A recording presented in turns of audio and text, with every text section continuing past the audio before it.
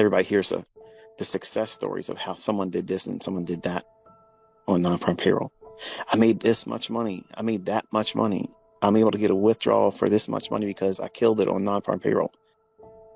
And you're learning that there is a lot more to it than just getting lucky, surviving that carnival ride. And while most retail traders, people that use logic that has no bearing on why price is going to go up or down, they will subscribe to the view that, hey, their techniques, their models, even my concepts in the hands of other people, they may sell the idea that, hey, look, I got it all figured out.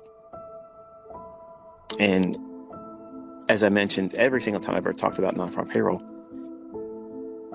I said the same thing Friday. I said, you don't know. No one knows where it's going to go. And inviting ruin, inviting the potential for the market to just start spooling and running way beyond where you think it's going to go. Ignoring that underlying risk, ignoring it, discounting it, thinking it's not going to happen to you. Not this time. You're romancing the uncertainty. You're only looking at it from the perspective that it's going to be good for you. It's going to be good. It's a good thing for me to do this. That's what you tell yourself. That's what you're thinking. In reality, you're most likely anxious. That's why you never said anything in front of the public about what you were doing. But when it works, you're going to come out and show your market replay execution. Look at this. Look what I did. I killed it. If you were that confident, you would have done it live. You would have done it in advance. And the fact that you won't do that, or that you see other people doing it just like that, it's cause for concern. You're spending too much time doing the wrong things, worrying about the wrong things, and romancing the uncertainty, only seeing it through rose-colored glasses as an expression that you can only see it your way, or the good side only, and not realizing the underlying risks that are associated with it. But buying and selling, executing on a short-term basis, just trading the intraday volatility, using any immediate lower time frame, 15-second or 1 minute fair value gap, and conditioning yourself to just see it and execute on it. See it and execute on it. Place a stop and a limit, and submit to both. Whichever one happens to be hit first, that's what you're going to subscribe to for that exercise. And you desensitize yourself.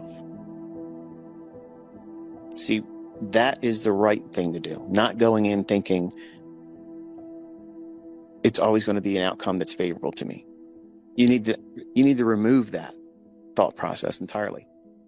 You need to remove the necessity for the outcome to be positive for you.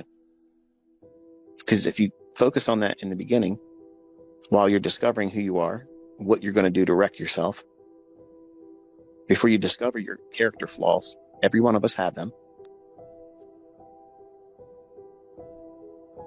you won't grow efficiently in your understanding. You won't have an understanding of what you're trying to become. Because in the beginning, you really don't know what you're trying to do. You don't know what your ending model is going to be. You don't know how you're going to perform as a career trader. You're not going to understand the things that you don't know yet, because you don't know what you don't know. And that uncertainty for you isn't being romanced. It's being explored. It's being navigated. Much like Christopher Columbus, who set out and discovered America and whatnot. Imagine how scary that would have been for him. Do you think he was trying to talk himself out of it all the time? Or was he thinking, how amazing is it going to be once I discover something new? And he submitted to the process of discovering it, getting out there in the uncharted waters. The hard right edge of every single chart, every single one of them, that hard right edge, that's the retail drowning pool. You see so many traders now. Go on social media. Look. There's stories of regret and woe. I blew my accounts. I lost my funded account. I failed the combine. I don't know what happened on Friday. Why was the market so hard on Friday? Why was the market so choppy this week? The market was trash this week. That's the retail drowning pool, that hard right edge. They want to believe in their fairy tales and myths about why price does this and does that and what indicator causes it to go up and down. But none of them spend the time, like I've been teaching you, to focus on when it's going to be less likely for you to succeed. You're not romancing the uncertainty. You're removing any emotion about that hard right edge.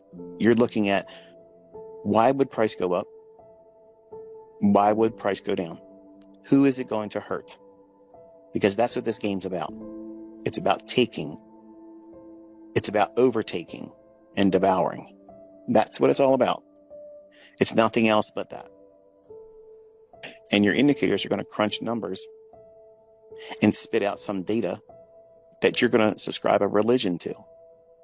If you're a retail-minded thinker, you're placing faith, almost to the degree and level of religion, over these indicators. Like they're somehow going to cause price to bend to their will. Stochastic says you got to go up. RSI diverged. That means you can't go any lower. You cannot go any lower. You might as well just start going up right now. I used to talk like that to my charts. As a 20-year-old, I said, there's no way that can keep going down. It's diverged twice. It's been oversold for hours. It has to go up now. Everybody sees the same thing, so they got to be doing what? Buying it up. And everybody buying it up should cause it to go higher. Yep, that was me being religious about price action.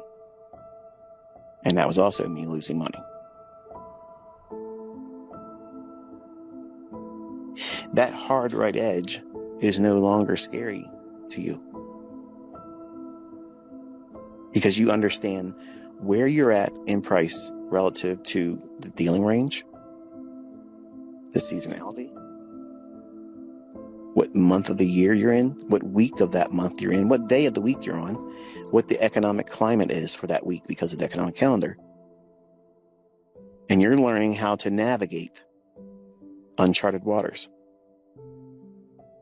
You don't know if there's any rocks just beneath the surface that might strike the bottom of your vessel and cause you to sink, but you're not obsessively worrying about that either. You're exploring the uncharted territory of your future self. And while that is exciting, you have to tame that overzealous nature that, like a child waiting on Christmas morning, they can't wait to get up and see what St. Nicholas left them under their tree. What presents are the market makers going to lay in your hands today as a profitable trade? The market maker doesn't let you sit on his lap and ask for what you want for Christmas. It's designed to consume you. So when you adopt the mindset that cannibalizes retail thought, then you are out of its reach. You're just outside of the influence and the religious perspective held over price that indicators and retail logic presents. It takes more faith for people to believe in those things than it is to simply study price action naked and study it through the lens of time and price, inefficiencies, liquidity, seasonality, all those things that are factual influences. These are things that really have an influence and effect over price. And they can be scheduled as a time when you're going to engage the marketplace, because there's an economic calendar that you can look at and say, hey, there's going to be a lot of volatility this day. This specific day of the week, there's going to be lots of volatility that day. And if it happens to be on the latter half of the week, well, you understand now that the cleanest price action is going to be where? At the front of the week. And the retail crowd, the casino goers, the gamblers, the less informed street money is going to be out there on Thursday and Friday pressing really hard to try to do something amazing when the market's more likely to do nothing in their favor but hurt them. Take a look at your chart on a 15-minute time frame. Look at the NASDAQ. Wednesday's trading, Thursday's trading, and Friday's trading. Contrast that with Monday and Tuesday's trading. Whole lot different in terms of how price was delivered. Do you want to be in a market that has difficulty? The difficulty in producing low resistance liquidity runs, where the market just runs quickly, expediently, right to your targets, with very little, if at all, retracements. Hardly any consolidations, barely any pause whatsoever. It just runs quickly and goes right to your target. Or do you want to be in a market that has to be babysat? And you're constantly concerned about, is this retracement going to be one that stops me out and then eventually goes in my favor later on? That's trading in high resistance liquidity runs. See, there's a benefit in understanding the lay of the land. Knowing how that economic calendar is going to impact future price, days that haven't even started yet. You're looking at these things on the weekend, anticipating how the week is going to be problematic on certain times and days. But retail's not thinking that way. They go in and they're hoping that their harmonic patterns are lining up. They hope that they're seeing their indicators become oversold or overbought. They're waiting with bated breath that their moving averages are sloping in the direction they want to be buying or selling in. Where you are different. You're calm. You're calculated. You're patient. Because you know that given day, there should be some kind of opening imbalance, some kind of difference that's significant from the previous day's settlement price to 9:30's opening price. And to the degree of how much of an imbalance is created by that, you get intel, you get information that tells you more about how that daily candlestick is going to deliver. And you understand that if there is a opening price higher at 9:30 a.m. New York local time than that of the closing price at 4:14 p.m. Eastern Standard Time, previous day. If it gaps open higher, and it's a significant gap, you know that there is, in the first 30 minutes, statistical probability that's 70% over the last 40 years. That in the first 30 minutes, that your short-term bias should be bearish in that instance, trading down to half of whatever that gap is. Retail doesn't think that way. They don't go in anticipating something like that. Retail sees this. Well, we gapped open higher, so that means it's strong. Let's buy it. If you measure the relationship between where we closed the previous day, and this is something for you guys that like to make indicators in PineScript for TradingView, here's a challenge for you. Ready? Create an indicator that plots a cumulative line. Okay? And you want to plot it with measuring the rate of change between previous day's close to today's opening price. And you can start with a number like, I don't know, use a value like 10,000 or 100,000. And then today's opening price, how many ticks is it above previous settlement? How many handles is it or points above it? And you would add that many to that original starting value. And then every day plus or minus, you're adding or subtracting to that, and it's creating this cumulative line. Eventually, what you'll start seeing is that's measuring the public's perspective, because they see, oh, we opened up higher than the previous day's close. That's bullish. And they will want to do what? It's higher. It's strong. Let's buy it. Buy, buy, buy, buy, buy. And that's why I told you on Friday, I'm not interested in being long. To the jokers that like to say I was looking for longs. I was not looking for longs. Absolutely not looking for longs. I was looking for further protraction because it's non-farm payroll. It can deliver that and screw you over. Everybody now knows that if there's an opening gap higher, that's a premium gap. Inside that first 30 minutes, your bias is bearish. Always. You're never chasing that. You're never buying that. Never, ever, ever looking for longs like that. Ever. That's somebody that doesn't listen. That's someone taking things out of context. That's someone that's a joker online. Don't take that as a compliment, because I'm not talking like a Heath Ledger joker. I'm talking about a grade A clown, a circus fucking animal. Okay. So when you measure the perspective by looking at where we opened today at 9:30 related to how we closed, the public's perspective is it's strong, it's going higher. Where the professional perspective is, what do we do from the opening price and how do we close that day? That's very telling, because what you can actually start doing is you can get a diametrically opposed measurement with a simple cumulative line.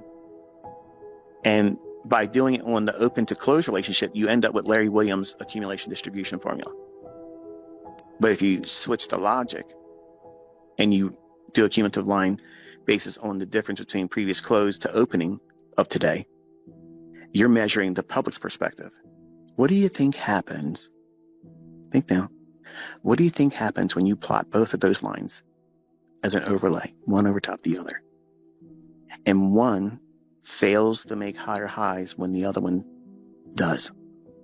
And what happens when the public's perspective, which is the opening price related to previous day's close, is showing higher highs? When the measurement between the opening price to the closing price is saying, I'm not going up there like that. What do you think happens? That divergence is showing you an arm wrestling match between street money, stupid people, uninformed money, and the professionals in the marketplace. See, retail traders are not going in. Okay. Now, when I say retail traders, I'm not saying like the people like the YouTube streamers and whatnot, that everybody understands that there's a gap, and gaps tend to trade back into them, but not all the time. That's how I can tell you where there's a breakaway gap. They're not going to be able to tell you which one's going to be a breakaway gap. I have that logic. I can tell you which one's going to be a measuring gap. I can tell you which one's going to be an exhaustion gap. I can tell you where the fair value gaps are going to form before they form in your chart. That's logic that's not found in your books. But let's clarify something. When I say retail collectively are looking at that higher opening price at 9:30 relative to previous day's settlement price at 4:14, always New York local time. When they see that opening price higher, in their minds, immediately they're bullish. They're looking for some kind of continuation higher. Collectively. Now, inside of the retail classification of traders, there are individuals that know how to fade that opening gap. Some of them look for a full gap closure because that's what they think is going to happen. But not all gaps completely fill in. I'm teaching you that when you're bullish, you don't really want to see a full gap closure. And you don't find that in your books. You find them in all the people that study from me now on Amazon. That's a given now. But prior to 2016, when people were taking my leaked content and turning them into books and study guides and whatnot, nobody thought about just leaving a portion of the gap open and seeing that as bullish when it's gapped higher and trades down to half gap or 3/4 gap closure. Leaving something open it indicates underlying strength. Or in deference to when the market opens lower with a gap lower opening at 9:30, the public perceives that as extreme weakness, and it means it's going to go lower. So their sentiment is immediately established as, let's get short. But the professional mindset, now let's be honest, okay? You're trading as a retail trader, but I'm training you to think unlike a retail trader. You have to trade as a retail trader in a retail brokerage account, but you're not thinking like every retail trader is. So you're thinking like smart money. You are a retail trader, but you're not thinking like a retail trader. You're not falling victim to the nonsense that these individuals subscribe to as the reasons for why price goes up and down. You're not doing that. You're not making those foolish assumptions over price.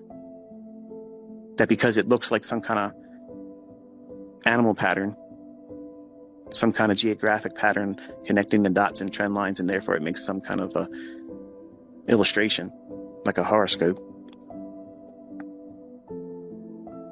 You're looking at the real factors why price goes up and down.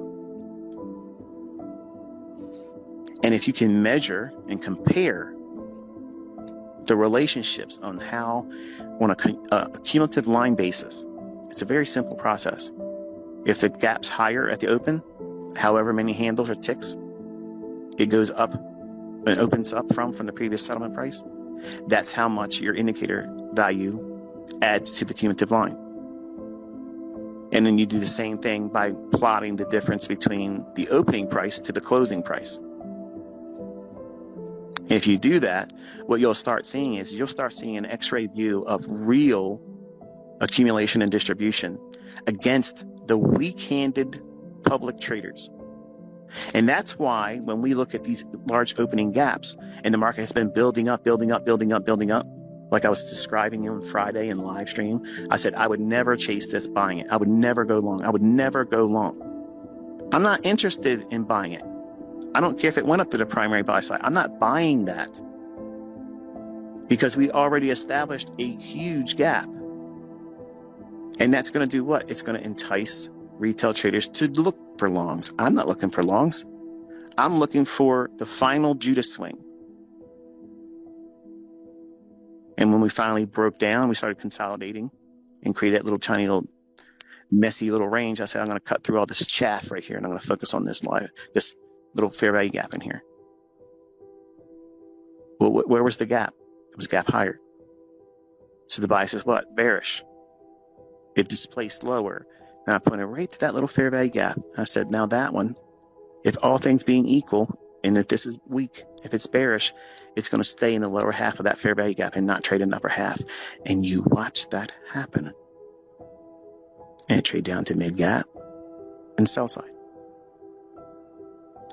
That's the professional perspective. Waiting for the indications that it's finally broke, it's shifted lower, wait for a premium array. And then when it performs, expect the upper half of it not to be traded to. And then the professional mindset is we opened higher, that's a premium. Professionals sell short in premium. They don't buy.